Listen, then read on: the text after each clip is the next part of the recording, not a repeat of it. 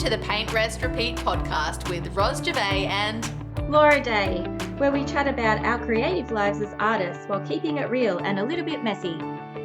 We're here to inspire creatives just like you to push past those boundaries and make art that you love. Let's dive in.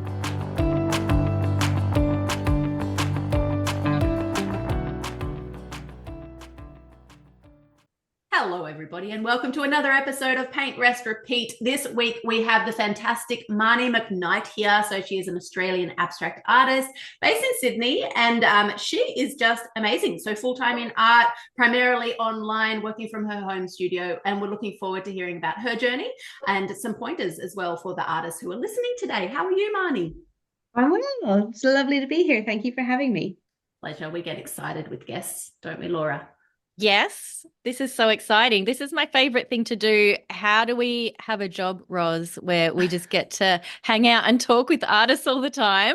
It's so amazing. It's pretty ridiculous, isn't it? How did this happen? We manifested it. This is the one. So, Marnie, do you want to tell our listeners a little bit about you and what you do, just so they can get the lay of the land, and then we'll, dive into some juicy topics. Yeah, absolutely. I am Marnie McKnight. I have an accent because I'm Irish born, but I've lived in Australia for 20 years. I've been an artist for about 6 or 7 of those. So as pretty much all artists are, always being creative, always drawing when I was little, went to school and did art in high school, but didn't continue after that, but always decorated my own walls with my own stuff and things, and then went into the corporate life and stuff like that. But when we moved to Australia, we literally had a backpack each and $150 between us, and that was it. So we started picking up furniture off the side of the road. And so I started doing it up and selling it on eBay at the time. And then from there moved to designing furniture and having a workshop and all that kind of stuff and employees. This is with my husband. And then one time stockists came into our warehouse to pick up some furniture, and they saw paintings that I was doing up in the office and they ordered them. And so they brought 2 away. The 2 that I'd finished, they brought with them to the shop and they sold them the next day. And the next day after that, they asked me for 14 more. And within 6 months, we had closed the furniture because the art was so much more profitable. Wowzers. Yeah, it was a dream, an absolute dream. That's just amazing. What I think about that is giving yourself permission to make the art, having the courage to put it up on the walls in that space, and the visibility from that, and how opportunity can come from simply being visible. Obviously, your art was also gorgeous. Well, you're giving me too much credit because I did not put them up on the walls. I did not make it visible. It was my husband that brought them into the office, and I happened to be in there getting messy. And he was like, "Oh, you should put it in there in your store." And they were like, "Yeah." And I was kind of like, "Oh, I don't know," because it was on scraps of timber. It wasn't even on canvas at the time. It wasn't expensive paints. It was just like hobby paints that I had got. But luckily, I was able to move into that, and I try and use the best paints and stuff I can now. But back when I started, I just used what I had, and we sold it as, like, we marked it as a painting on recycled timber, or, so it wasn't dressed up as something, it was priced accordingly. But it wasn't me. I'm not great at reaching out to people and doing that. They have to kind of tug it from me, to be honest. But that means also you had a cheerleader, essentially. Sorry if your husband doesn't like being called a cheerleader, but he was giving you that space and that suggestion as well, and basically that elbow in the ribs to get the work in front of people almost incidentally. But that's great. Absolutely. And then the store owner, Crystal, she was the biggest cheerleader of all. She was the one that launched me and a few other artists as well at the time. And it just was a really, really good time in the interior art world within stores and things. It was just kind of taking off with styling in the block and all that kind of stuff. Not that I've been on the block and things, but all that, people started turning their interest towards that. So it just kind of got in the zeitgeist. And it was just the right time. It was all about timing, to be honest. I'm just so interested. That's such an interesting entrance into the art world and the business model that you currently have and have had success with for all of these years. I'm just wondering, in terms of your style, were you doing it approaching it from like a therapeutic level, like something that you were doing as like as a side job, as a hobby, when you were doing the furniture business? And was your style sort of similar at that point, or has that evolved over time as you've entered into this homeware space? Well, originally it was literally because we couldn't afford original art, and I'm not a big fan of prints, so I don't do prints. I might go into some prints, but I don't do prints. I have literally 2 prints in our house, and that's it. I'm very much an original art person, so I would always make it because I couldn't afford it. So I was sorry, the dogs. I was making the art that I wanted to see in my house. And so luckily that was kind of what was on trend, because I was looking at Inside Out magazine and Real Living and all that kind of stuff. So it matched. And so it was picked up by those magazines at the time and things as well. Sorry about the dogs. Our listeners will have dogs as well, Marnie, so it's fine. It might be a career. Yeah, I love dogs. It's fine. I might have to. Yeah. Sorry, guys. It's all good. It's only little sounds in the background. All good. Yeah. Yeah. So then my style from that, it was all abstract, and then what I do is I have a thing that I like to call Challenge Tuesdays, and because I get bored of doing the same thing over and over, on Tuesdays I do something completely different. So with my style, the abstract was selling and selling and selling, but every Tuesday I'd try something different. Sometimes it would sell, sometimes it wouldn't. Sometimes I wouldn't put it up and I'd just paint over it again and again. But I even do that still now, which it tends to launch when something kind of catches, then I go with it for a full year. So every year I have a different style that I add or subtract from my collections. So I tend to have 2 or 3 or maybe 4 different styles going all at once.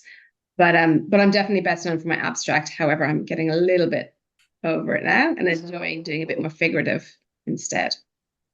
I just knew this would be a really great part of this conversation as well, Marnie, because I have seen your art over the years, and even on your Instagram, you can see that there are a mix of, I don't want to say styles, right? Because I feel like they're very obviously works by you, but there is some variety in there. So I've written down here that you have a recent sort of series that is a bit more figurative with a woman reading a book in there. You have your botanical abstracts. You also have your pure abstracts, and then your beachy sort of works as well. Is there anything else that I haven't listed there? No, that's it. That's what's going on at the moment. I've only got a couple of beachy ones left. I'm filtering them out. I'll keep the abstracts kind of going in the background. Mm-hmm. But I tend to stick to the kind of the same color palettes as well, so that there's a link between all the different ones. So the great thing about that is that then collectors will often say, buy an abstract, and then in another room next door, the colors will be the same if they get something beachy. And so it all just kind of talks to each other. So I do have repeat collectors, because you can recognize it as being mine because of the colors, and yet it's different enough so you haven't got matchy art all the way through the house. Just amazing. I just really love this, Laura, because, I do harp on for newer artists saying that you do need to have a style so you're recognizable in the market and all of that. What's your take on that, Marnie? Winding back the clock, though, so not for where you are now, but for when you first started out in art. I do agree. I think you need to paint a lot and paint in the same, like, find your style. You can practice other people's style or whatever, but find your favorite colors, your favorite way to paint, your favorite brushstrokes, your favorite materials, and go with that for a certain amount of time. And I mean, this is what worked for me. So it's not to say it's going to work for everyone else, but it's great to have a recognizable style, because I do have people that walk in somewhere and say, oh, that's a Marnie McKnight. And it's like, that makes me sound like I'm a proper artist. That's fantastic. I love it. So listeners, Marnie 100% is a proper artist. If you go over to her website, I was just telling Marnie before we hit record how impressive her bio is. So go and read that. It says things like internationally collected. It says things like she was a finalist in 3 art prizes are listed here. She had a sellout stand at the Affordable Art Fair in Melbourne, and just so many awesome things. So Marnie definitely is a proper artist, just so you know. Not that you need those things in order to be a proper artist, but she is ticking a couple of boxes. I just put them up there so that I makes myself feel better, because as everybody does, they kind of like, I'm just painting pictures and people are buying them. I don't understand, what's going on. There are so many better artists out there than me. And so you need to kind of give yourself some props sometimes and remind yourself it's okay. People believe that it's working, that you're not selling them a fake product. They're connecting with it on some level. So you need to remind yourself that you're worthwhile to do it, and you're worthwhile to sell. Yeah, 100%. Your work is absolutely beautiful. And I know as artists, like we can always like come back and overanalyze ourselves and be critical. But yeah, your work is absolutely gorgeous. And obviously, like you've got a band of collectors behind you and all of that. So yeah, it's working. You've got a formula and people are attracted to your art. So it is working. I'm just loving earlier in the conversation when you were talking about your Tuesdays and you use that to challenge yourself and just work in a style. And I really love that concept. And that is something that can be quite tricky for artists that they've figured out their style and they are working in a particular way. Having that challenge for yourself is the way to like keep that creative inspiration flowing. And was it something that happened that like instigated that for yourself, or was it just a like inner knowing that you needed to like work outside of the box and work out of your normal mode of creating? Well, I realized that Tuesday was my worst day of the week. I always hated Tuesdays, right from when I was in school, and we used to have games every Tuesday, and I'd have to play hockey in the freezing cold, and it rained every time. And Tuesday just became my worst day of the week. And I decided I didn't want it to be a bad day anymore, and I decided I'd make it fun. So instead, I go op shopping on a Tuesday morning, and then in the afternoon, I come back and I just paint whatever. And often I'm inspired by something at the op shop as well.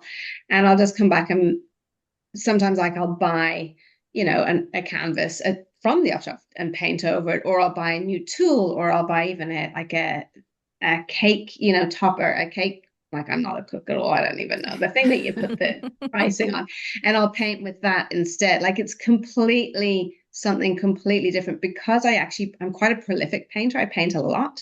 My business model isn't making one amazing, beautiful painting that takes me 10 weeks. I paint consistently, and I have the way that works for me is to be quite quick and energetic about painting, but you lose the urgency and the fun of it if you're doing the same thing every day. It becomes monotonous. So to mix it up on a Tuesday, just with different paints, different tools, all that kind of thing, it just throws something in the mix.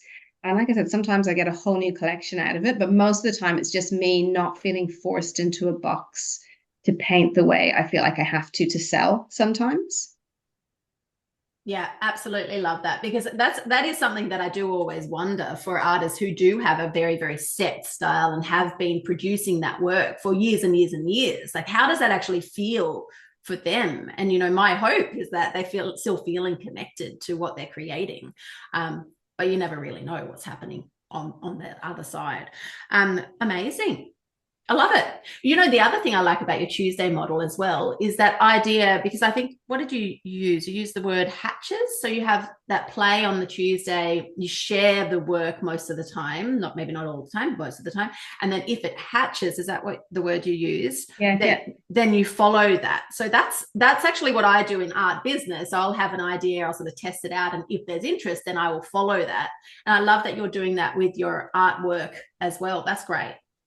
Yeah, it's a fun way to do it. And I do like to, for my collectors, I do like to have limited edition. So I don't do limited edition prints, but if I do a particular series for 1 year only, there's kind of a bit of an incentive to buy within that year, because I'm not going to do it again. It's going to be gone. So I will do the collection, and then you've got the year to do it. I'll have all my background stuff going on, but if you want it, it's got to be done within the year. So it also changes the value of it slightly. Not not money wise, I price them pretty much all the same. But for the individual, because they know there's only going to be a certain amount of these released. And I just think it makes it feel a little bit more special than, because a lot of my abstracts are the same colors. They're all original, they're not printed, but they're all the same colors in different ways all over again. So if you have the small little collection, it's just a little kind of little prize, it's something a little extra. Cool. Yeah, that keeps it fresh and exciting for people following your journey, and adding like new flavors or takes on different things that you've done, and introducing like a new element to your style is a really interesting way to evolve as an artist, but then also taking your people on that journey and them adding to their collections in interesting ways. I also think a part of it is, as an abstract artist, and you guys will get this, I'm not taught, like I'm self-taught. And so you do have those people who will stand in front of it and be like, oh, I could do that. And actually abstract art is actually harder than other art. People don't understand the color, balance and all that kind of stuff, but they'll stand in front and go, oh, I could do that. My kid could do that, And I think part of it originally as well was also showing, I can do other things too. Like this is actually the hardest thing to do, but I can actually do other things and they will work as well. So it's proving to myself to a certain point. It's that whole thing. I am an artist. I can do other things. And and also showing, I don't know, like you said, it's kind of giving people a bit of faith in you as well. That they're investing their money in you and you can prove that you know what you're doing. Yeah, amazing. It's sort of similar, that concept, the Tuesday concept, is like the Artist's Way, the artist dates. Have you heard of that before, Marnie? No. So Julia Cameron has written this incredible book. It's like a 12-step journey for artists that are going through artist block. But one of the tasks, and one of the important tasks in that book, is taking yourself on an artist date. And it's all about that gathering inspiration, satisfying your inner child, that playfulness. Like it just sounds like, the perfect artist date, going to an op shop, finding like something in, like rummaging through like a bin of something, picking out an interesting painting tool and then taking it back and just painting for the afternoon. I'm going to take that with me. That is so inspiring. I feel like that is... Sorry, Marnie, it's all over for you. We're handing over the baton to Laura. Again, it's all about sharing, isn't it? Yeah. Run with it. It's so inspiring. I'd love to add that within my week. That is just, amazing. Anyways, we did want to, I'm going to side note, we did want to talk about the behind the scenes of your art business. And in particular, a lot of people approach you and ask you about more the practical side of running a online art business. And they ask you about shipping. And it might seem like a little bit of a boring topic, but it's super practical and you've got so much insight to share. So maybe you could step us through, once someone clicks on your website, purchase artwork, what is the back end process of that happening and shipping it out to your customers? Yeah, so shipping, I get questions every week about it. So it is a really good thing to talk about. We're in Australia, so I know this podcast goes out all over, so it might be different for different countries. However, I also lived in and worked in America for a while and shipped over there, and it was quite a different process. They don't have the options of couriers and things that we have. So I'll just talk about the Australian point of view anyway. And also bearing in mind that I sell quite a lot, so I buy things in bulk. But when I started, I bought things off eBay. So eBay have amazing shops so that you don't have to go searching all over, the internet, whatever. You just go onto eBay and you pop in cardboard boxes, pop in kind of the size that you want, and you will find stores that offer cardboard boxes for fairly reasonable amounts. So for me, I used to do all different sizes of artworks. At the moment, I am primarily doing 40 by 50 artworks, just to make it easy, just to get the turnout, to keep it simple for me, because I don't quite have enough space at the moment to be hoarding hundreds of boxes. So what I did was I found there's a company called Big Red Packaging, and they sell boxes that fit my artwork completely perfectly. And I get brown paper, like craft paper, and cover the artwork with that. You can use whatever you want to use. I wouldn't use gift wrap or anything like that, but people have different ways of doing it. But I like to have it so it feels like a present for the person when they get down to the layer. So first layer would be that. Then I have little, cardboard corners that I get from my local framer, pop them on, then bubble wrap 2 or 3 times, depending on the size of the artwork. And then I just slide it into the box. I found that the making boxes was very time consuming and not great for the mental health. And everyone hates the sound of the tape in my house. So buying pre-made boxes saves hours of time, and it's just so simple. So really, it's quite simple. And then from then, I use interparcel.com.au, which I don't know if you guys have used, but it's just basically, it's a website where you pop in, my package is going from Sydney to Melbourne. This is the size, this is the weight. And they give you all the local couriers, all their timings, all their prices, and you can pick which one that you want to go with. So I tend to go with Couriers Please, just because my Couriers Please guys at this end is amazing, and he comes at exactly the same time every day. But they do international as well, so they'll give you all the prices for international, so you can quote really easily for people and things as well. And it just keeps prices down on that end. And also, I hate going to the post office, because our post office doesn't have parking nearby. And so then you're carting in paintings and things and standing in line, and, it's a nightmare. So I just don't have the time to do that. So if a courier comes to my door, picks up the painting and heads off, that's a lot more efficient for me. So the main thing is just to try and find what works for you most efficiently, and then run with that. And it's taken a while, but I have my stockists now, where I get my bubble wrap, where I get my boxes, and the couriers I prefer.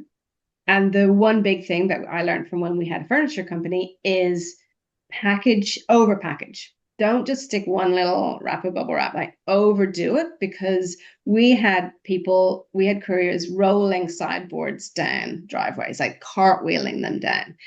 And there's nothing you can do for that. They don't care. It's they're throwing artworks around. They're busy. We have to wrap them properly. And you're better off spending an extra $3 on wrapping rather than having to redo a whole painting and have the stress of that as well. But Marnie, the question is, bubbles facing towards the artwork or bubbles facing away from the artwork? I have them facing away. Everybody else has them facing towards. I face them away. Oh, that's controversial, Marnie. I actually can't remember what's generally recommended anyway. So that's great. Let's have them facing away. Marnie knows what she's doing. Yeah, I don't know what I'm doing. But having said that, I'll send, a few thousand packages, and I've had 3 damaged. So fingers crossed. That's very I'll probably, one will come back today, I bet. Actually. Also, totally random share, but I saw a hilarious post on social media, Instagram, I think, where somebody shared the best part of my journey as an artist, or my job as an artist, is making boxes for my artwork. And it says no artist ever. I was like, that's just... Yes. I actually have to say, though, back in uni when I studied design, for a whole 6 months, I studied box making. No joke. Just saying. Really? Yep. If you need me to origami a box for you, I can do it. Yep. Oh, wow. There you go. I'm pretty efficient at making boxes now. It is just, the worst thing. You just want to get that painting out safely, and just to have them pre-ordered is just the best thing in the world. It's the speed, isn't it? And your preference of how you want to spend your time. And, if there is that person out there that loves making the boxes, that's totally cool. Like, if that's how you want to spend your time, go do that. But if it doesn't work for you, then awesome hacks, Marnie. Can I ask you another question? Sure. What are the most popular selling artwork sizes over your 7 years of experience? My most popular artwork size as well, it has changed. So The over COVID, as many people will realize, people were sitting at home and they were looking at their bare walls and they had nowhere to go. So they were happy to spend their money. So everything was massive. So the minimum size I was doing then was 90 by 120. And I think the biggest one I did, I think, was 3 meters by 1.5 meters, all through COVID. That was just the bigger, the better. And I absolutely loved it. I love painting big. It's an absolute pain to ship. Sorry, my dog's on the screen. If you're listening on the podcast, go hop on over to YouTube so that you can see Marnie's puppy. I don't know if it's a puppy, but she's not a puppy. She's a cutie. So cute. But yeah, so it was all big. Things have changed for me, at least. It may not have changed for everybody, but last year, so COVID was a massive boom. Artists were doing really well. Loads of people jumped on the bandwagon, which was great. It did affect things in some ways, some issues with, canvases coming on time from overseas and paints being out of stock and all that kind of stuff. So it was a bit of a pain in COVID in that way. However, the sales were really good for most artists in Australia. Last year, things completely flatlined for me, completely died off. Just nothing was happening. Massive dip in sales and in what people wanted to spend. So I actually sold not close to the amount of paintings that I would normally sell. However, only small paintings.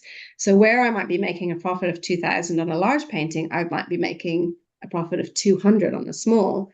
And so if you add that up over a year, that's a massive difference. That you're dropping at least 10 from your paycheck. Not good.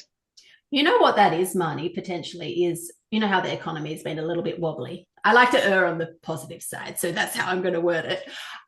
Is it called the lipstick economy or the lipstick effect?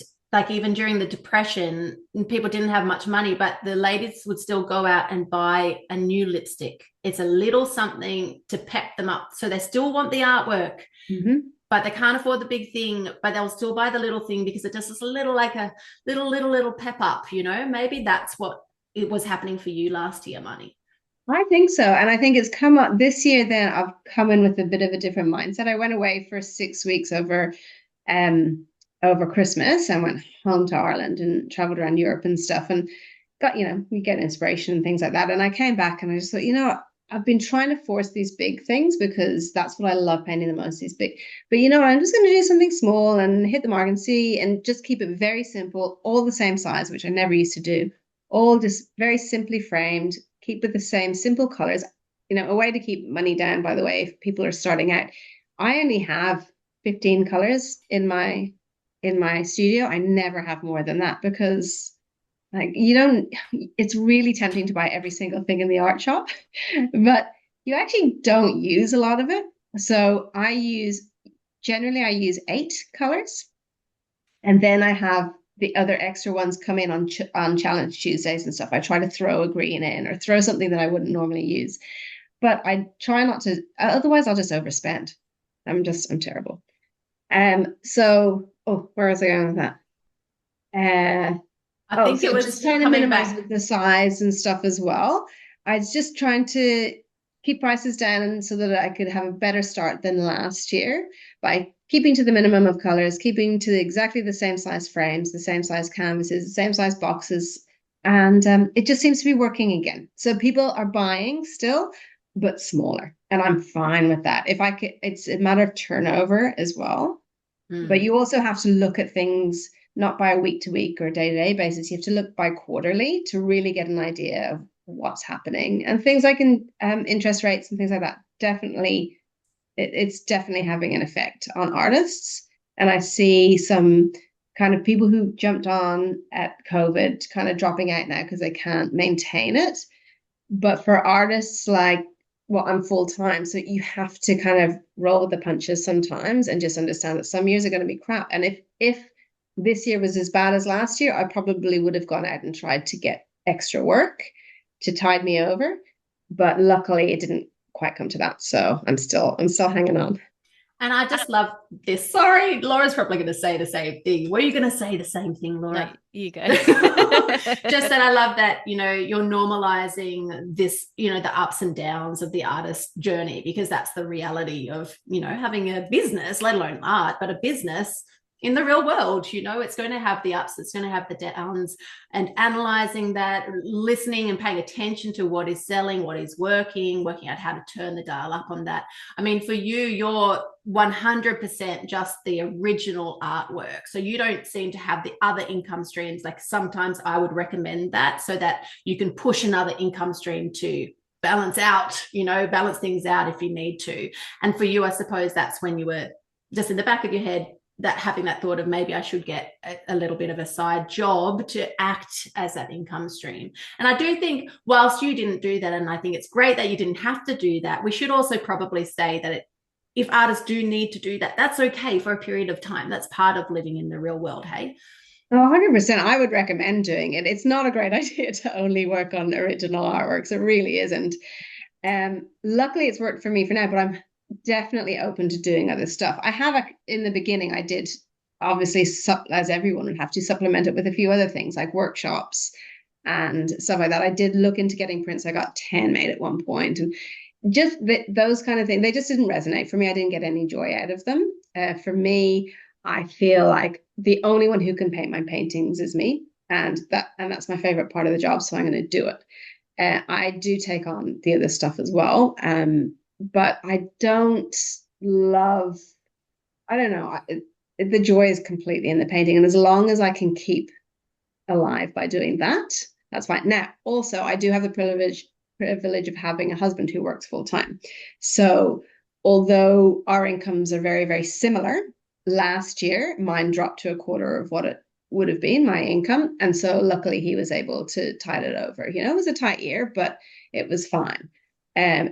Like I said, we couldn't have managed with that again this year, but it's all kind of evening out again. And because I had such a great year, a couple of years over COVID, that kind of kept us going for the whole of last year as well. So it didn't make any massive financial impact apart to, I didn't go on holidays as often as I wanted to. Yeah, well, Ros and I do talk about playing the long game, and this art journey is the long game. And yeah, it's just figuring out what works for you, and what you enjoy doing. And I love that, Marnie, you have tapped into what suits you as an artist. Like, you tried the workshops and it wasn't for you, but you get so much joy out of like doing the originals, and you've just run with that and grown and expand. I'm interested to hear about the art fairs that you've done, and about the buying trends. Like, have you seen like sort of a similar like trend to your online sales in terms of people wanting to buy smaller works more recently, or what does that look from like COVID time to now? Well, I haven't done an art fair for a year. I did the other art fair last year, which was a bit of a washout for me. So a few years ago, I did the affordable and sold out. I've done a bunch. I had a bunch that sold out. They were just flew off the walls. It was so good. Then I did the other art fair and I sold 12, and I was like, oh, that wasn't very good. It was freaking amazing. Like, it really was, It was just because of the other ones. I was kind of like, oh, that's not. And then last year I did one and I literally sold one. And I was like, oh, that's a big difference. Now, having said that, that was kind of when I was kind of coming to the end of the year of my style. I hadn't kind of launched a new style yet or anything. I do feel if I did it now, I've got a brand new style and it's going really, really well. And it's the smaller sizes. And it's just, I think that would hit the mark right now of what's going.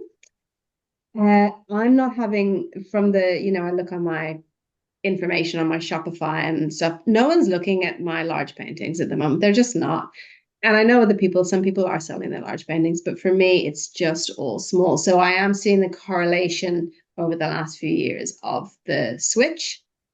It'll come back. It's just, I know exactly who my market is, and they just can't do it right now. My market is people who have bought, the young family who bought their first McMansion or paid a renovation on a crappy house and made it all gorgeous, and they want a big splash of color for their wall. And they're my market, and they just can't, they're barely making their repayments at the moment. So they're happy to buy a small piece of artwork, and I'm very happy to sell it to them because they come back when they have a bit of money too. Like, they're really loyal people, and when they like something, they like it.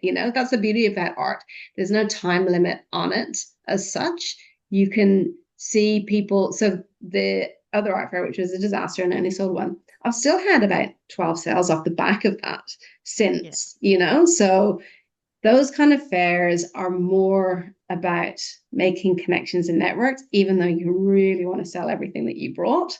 And it's really disheartening when the person beside you is killing it and you're just standing there like a loser. Do you know how that feels, Ros? Not at all. Not at all. This is a future episode, everybody, but not at all, Marnie. Don't know what you're talking about. So look, art fairs to me, and I know you've talked about this, Laura, I find them extremely draining. I find them really hard on my psyche. I'm not built to stand there and spruik my artwork. At the other art fair recently, I did the art battle, which I really loved. And then I stood with my friend George Hall, who has a stand. And he was kind of tired. His voice was going. So I helped him in his stand for half the day. And I had no problem selling his art. But selling my own is a whole other thing, So the beauty about doing that, the other art fair this year, which was in Balmain, so it wasn't me with a stall, but they had approached me and said, would I join the art battle, which meant that I could show a couple of my works on the wall, participate in the art battle, and kind of show my face and then disappear again. I like making cameo appearances, I've realized. That works for me. Let me know next time so I can, I don't know, form a tunnel as you enter the venue, the people tunnel. Do I even make sense? Do you know what I'm talking about, Marnie? Yes. Tell us about the art battle for those people that are curious and have never heard of an art battle before. It's so cool. So I heard about it through my friend Sarah Rowan, who's this amazing mural artist and speed artist, and she's just fantastic. Anyway, she did it, and I thought that would be something different. What I do try, I'm as most artists are, a little bit of an introvert, but I do try and do something different every couple of years, just to kind of tap into a slightly different market. So therefore, I do a fair every second year, and I do the art exhibition and stuff. This time, the art battle, I had asked sent a question a while ago and then decided not to follow through. But then they messaged me and said, would you like to take part in the other art fair art battle? I was like, sure. It's free. You arrive there, they provide the paints, but you can bring your own paints if you want to. They provide the the canvas. They give you 20 sounds minutes. Wacky, Marnie. Yeah. They give you 20 minutes, and there are 4 to 6 of you. They give you 20 minutes and free reign, and you have to paint something. So you've got hundreds of people walking around watching you all paint live. You've got this dance music blaring. You've got this MC talking about you and spruiking your wares or whatever. And then after 20 minutes, it's paintbrushes down. And then people can bid on your artwork and buy it. And then then they also vote on who their favorite was, and then they go to the next round and continue on, and then the final person wins I don't know, $1,000 or something, which I did not win, but it was so much fun. And I saw you there, Ros. Yeah, I did. It was just a coincidence, but it was great. I was there with my little girl that day, so we sat on the outside. So you have the carpet, and we sat on the outside, and then everyone started cycling around you, and there was just no way that my daughter and I were going to get close enough. So but we saw your final artwork, Marnie. Very good. Yeah. Beautiful. Yeah, it was great. And Isabella bought it, which I was very, very happy about. Another gorgeous artist that I met there. See, I met her that day. I mean, it's just I was only there doing it for, it was an hour kind of all up, but I met her as well. That's just another person within the community. And it is important when you're working from home and you're sitting there with your dogs and your paintbrushes that you actually talk to other humans, especially artists that get what you're going through and understand it, and you can help each other too. So yeah, she very kindly bought it. And then the way the art battle set up, you can also hang a couple of your paintings, and they sold off the wall as well. So I actually made more by not paying to be part of the art fair, but by being part of it and being part of the entertainment, which isn't for everybody, but it was really fun. It was really fun. So yeah, it depends what you want to get out of it. I will probably do a fair again next year. My energy levels will be up for it and I'll be ready.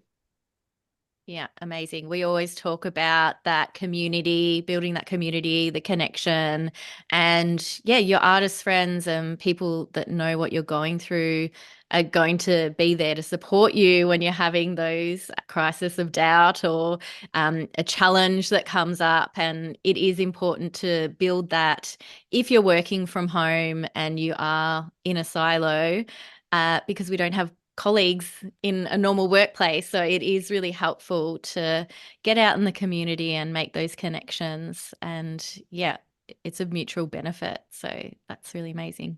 I wanted to throw in one other little question, probably before we wrap up, unless you have a few other ideas, Laura, for questions, but around Bluethumb. So your work is on Bluethumb.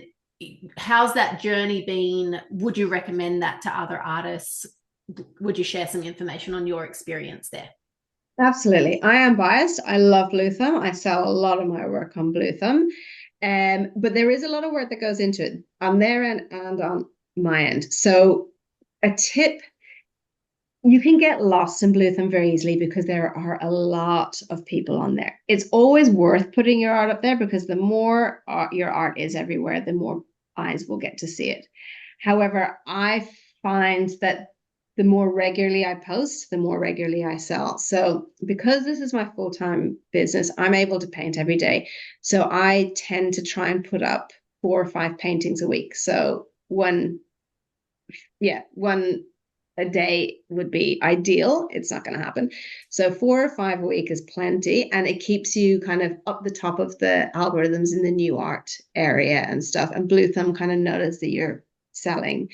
And when they get behind you, it's really amazing. There can be a lot of momentum behind them. They're great to deal with. There is the fact that if you are making an artwork that only, that might take you 10 weeks to make, and you're only putting it up once every 10 weeks, it's going to be harder to sell. You are going to get lost. There has to be some major point of difference that you're going to stand out.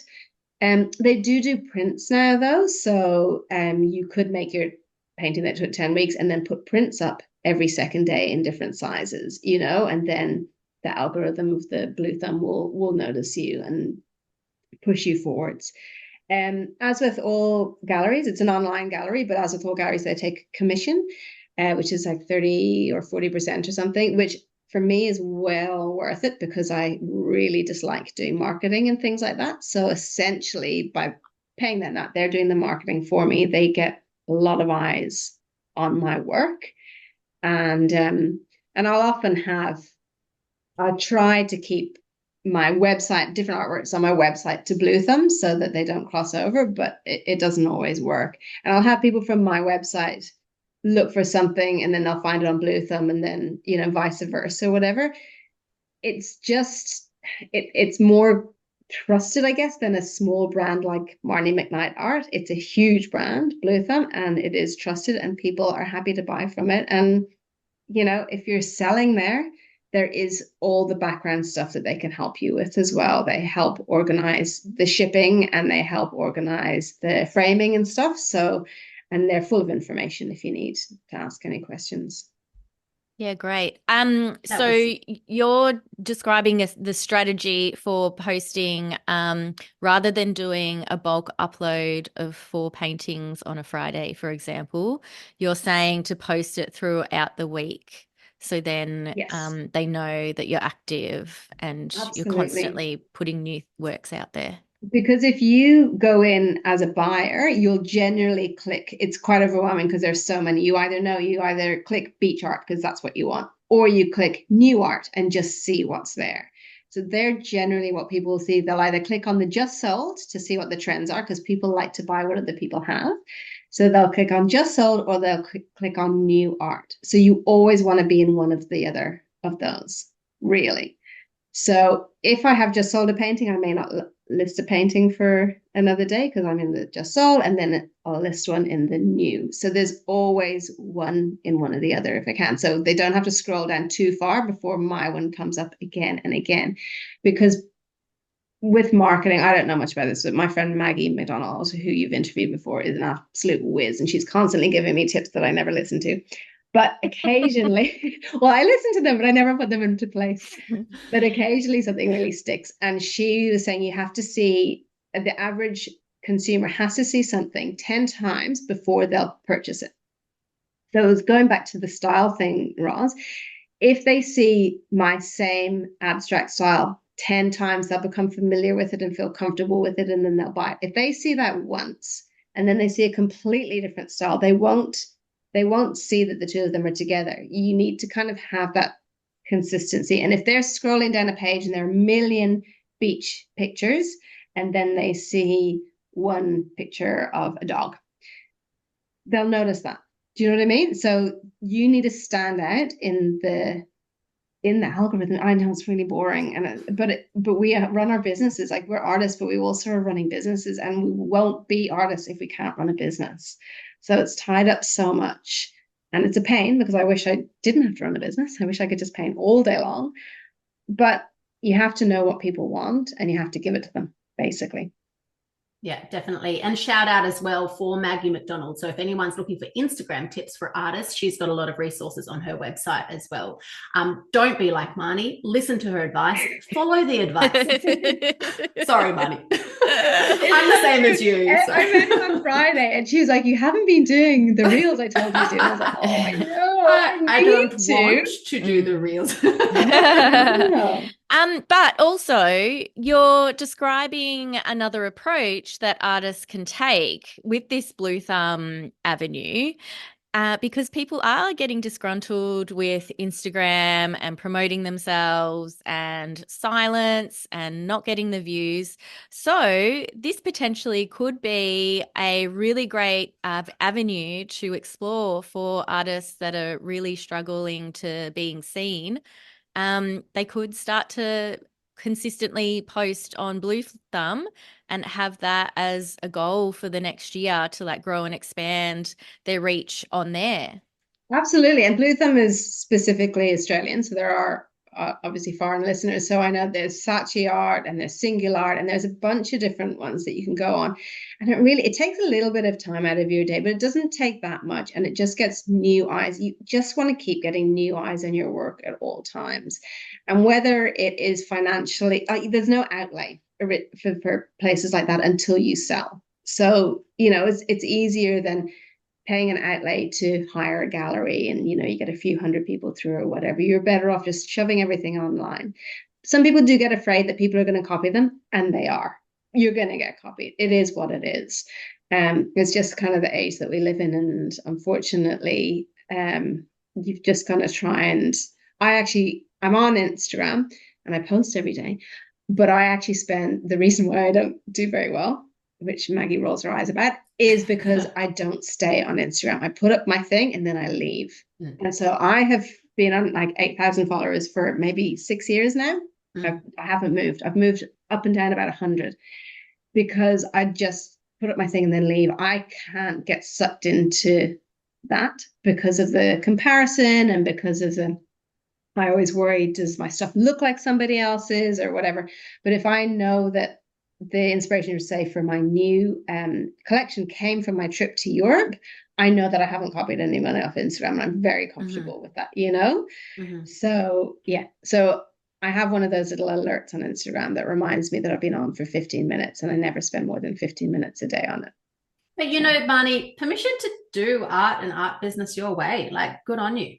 And same for our listeners. For me, for now, I'll keep it, So yeah, if I may well have to change. And yeah, I don't love the fact that Instagram's, using AI and all that kind of stuff. But there are only so many ways to paint a chair. You have your own style, you have your own followers, you have your way of doing things. I'm not going to show my face very often on Reels. I'm not going to do those kind of things. That word being authentic, is always being thrown around. It's like the second a camera is on me, I'm inauthentic. That's not who I am. So there's no point in trying to force that. I'll just keep plugging away at what I'm doing and try and keep reaching people that way. Yeah. Sorry. Go, Laura. I stole the last one. And you're in the work, though.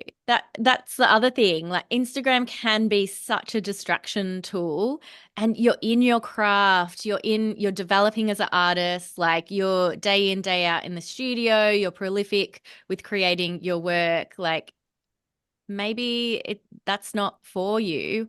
And then other avenues like like your Bluethumb. online. That's why Bluethumb works. Exactly. Yeah. So that I don't have to spend time on Instagram. So that's why it works for me, and I'm really happy with it.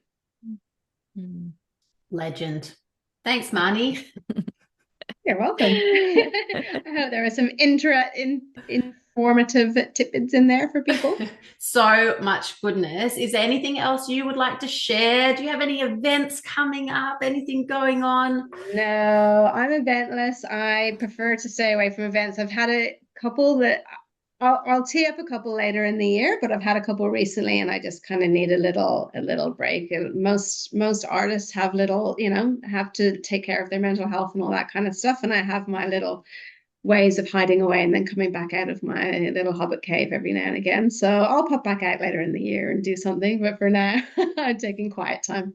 Totally allowed. So our listeners can go to find out more about you on Instagram, and you also have a website. Where is best to send them? Do you want to send them to Insta, or do you have an email list, Marnie? Either way, I'm Marnie McKnight Art or MarnieMcKnight.com. That's it. I should have an email list. I do have an email list. Have I sent an email? I sent one about 6 years ago. Excellent. So get on that, everybody, and then send Marnie a message and say, I'm waiting for your email. Let's not bully Marnie, but definitely go and check out her Insta and her range of cohesive styles. Her work is just gorgeous. So if you do want to sort of enter Marnie's world, snap up a smaller piece perhaps as a starting piece and then grow from there, definitely go and do that. Oh, thank you. Thank you, guys. It was such a treat speaking with you this morning. Yeah, it was amazing. You shared so much valuable insight. And yeah, just let us know, listeners, what your takeaway from this episode is. And yeah, we really hoped you enjoyed hearing about Marnie and, the back inner workings of her art business as a full-time artist working from home. Yay. Now, also, if you are listening before we skedaddle, make sure that you leave us a review over on Apple Podcasts or 5 stars for good karma over on Spotify, because that helps us to get our message out to other artists who are trying to build their art businesses as well. All right, lots of love from all of us. We'll see you all soon. Bye. Bye.